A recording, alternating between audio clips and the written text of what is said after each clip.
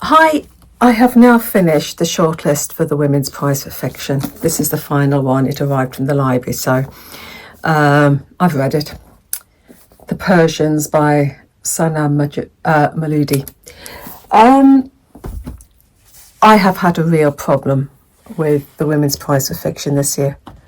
I can't say that the books that are on the shortlist have leapt out at me. I preferred the ones that didn't make the shortlist. I don't know. I'm going to have a think about whether I follow the prize next year, because when I think back to previous years and some of the fantastic books that I've discovered looking at sort of long lists and short lists from previous years, this year it has left me very, very flat and underwhelmed and almost disillusioned, which is really sad when it comes to book prizes, because a book prize should be introducing you to literature that you've not come across before, that should make you sing, and this one didn't. This one, again, another novel that left me feeling underwhelmed. It follows several generations of a family that were once prominent in Iran, the Valiant family. And when the Shah was removed, the family fled to America, apart from Elizabeth, the matriarch of the family, and Niaz, the daughter of one of Elizabeth's daughter, Shirin. All the others left. In America, these women, Elizabeth's daughters, they do nothing but flaunt their wealth. It's just almost obscene the way they flaunt their wealth.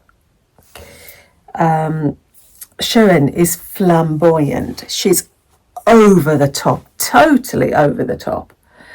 The opening scene with her own son is so gross.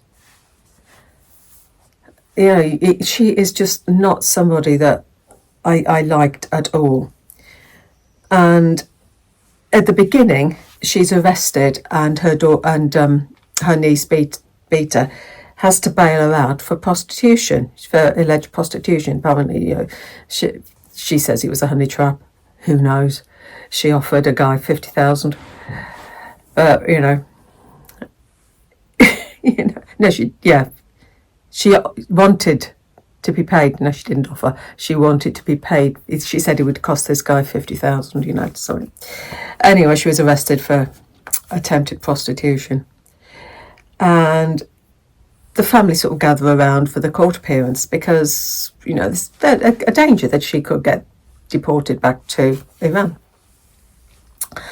Her sister, Shirin's sister Seema, she's died, and we have her point of view from the grave, and I'm not quite sure why. I was a bit of a loss as to what input she was given us, apart from telling us a bit about her life. There was nothing that really, as I said, this book, I struggled with this one. Seema's daughter Bitta is studying law, but she doesn't seem to be happy. She seems to be wanting to find a purpose to her life beyond this wealth that the family have. There is a revelation, but it wasn't earth-shattering. It wasn't earth-shattering for the reader, maybe the characters. They found it more earth-shattering than I did. But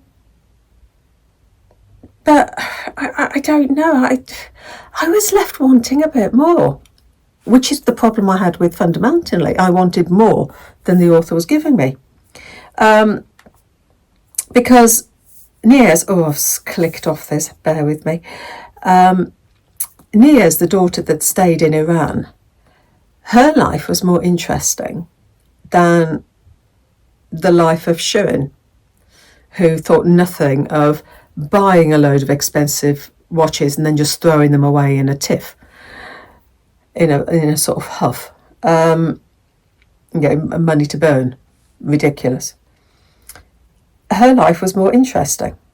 That the fact that her life under the regime, I would have been more interested to have more about Niaz and what life was like in Iran, rather than hear about these self-obsessed women whose life revolved around pedicures and bikini waxes. Rather than this pointless extravagance,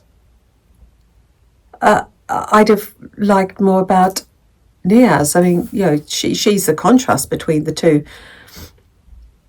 but I don't know, it seemed to dwell more on Shirin, and I don't know, it didn't work for me, I'm sorry. I'm going to come back later on and try and decide which of the books that I haven't really liked is going to win the Women's Prize for Fiction. It's going to test my little grey cells, I think this one is. So I'll leave you with that one. I'm sorry to be so negative. The Persians. The only positive is I can say that I've finished the Women's Prize for Fiction. So happy reading. Take care.